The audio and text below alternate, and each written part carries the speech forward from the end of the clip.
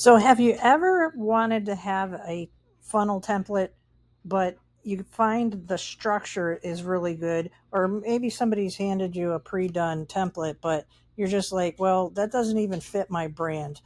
Okay, well, this is Amory Waltz. So, what I'm actually going to show you just briefly in this quick tutorial is how to actually deconstruct a funnel.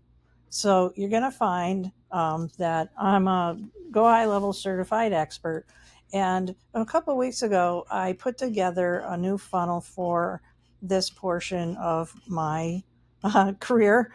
And I put a lot of thought into this as far as the user experience, even simple things like clicking this button and there's a pop up here, but it actually gives the user a choice of where they want to go, what lane do they want to go in, right?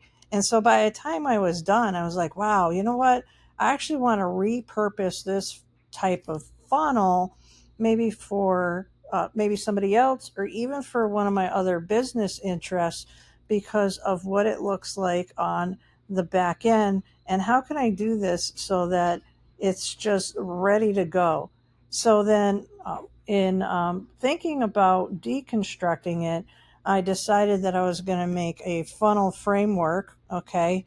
And so that's what I'm going to just give you a sneak peek of right now.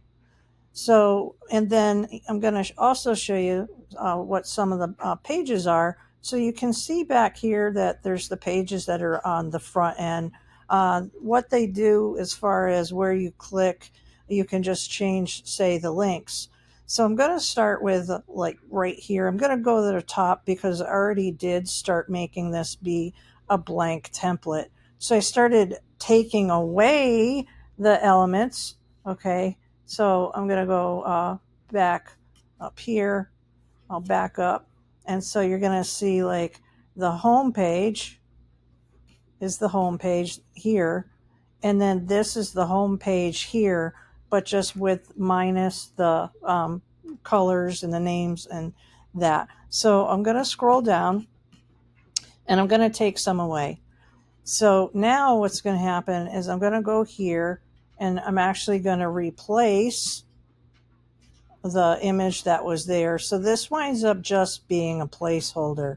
And so you can continually keep doing this way. It's a really good technique to be able to do so that way when it comes to wanting to repurpose a funnel, then you have a blank template, which in my opinion, I think can make it more user friendly and to be able to replace the items if you're actually having a conversation with a customer or what have you, and they want to be able to put in their information.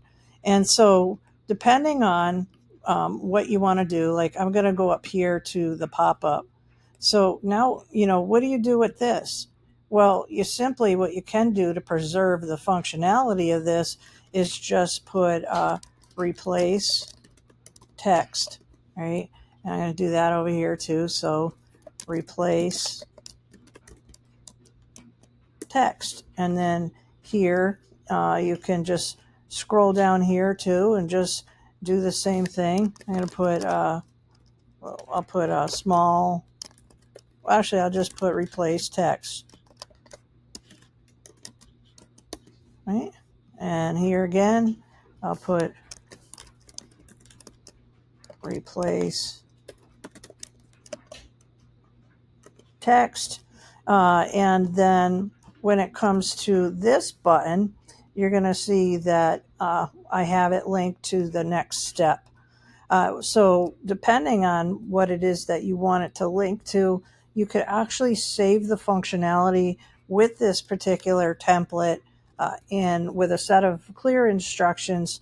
Then not only would the template be set up like right here, if you go here, you get to go here, and it would go to a form page, but the functionality would be set up. And isn't that like a cool way to be able to deconstruct a well put together funnel? So I hope this is an inspiration for you. If you are not currently using a HighLevel, then and you'd like to know more, just reach out to me. Or if you find this on my YouTube channel or on social media, you're more than welcome to use my affiliate link and just hit me up with a message.